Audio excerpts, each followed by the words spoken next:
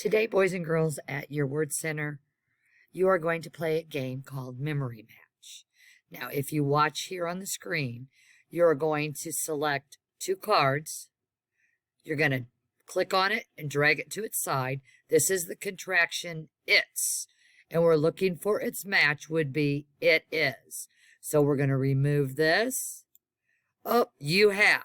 Do these two match? No, they don't. So we are going to place both of the squares back, and we're going to try another one. So we're going to come over here, and we're going to remove this. Oh, it is.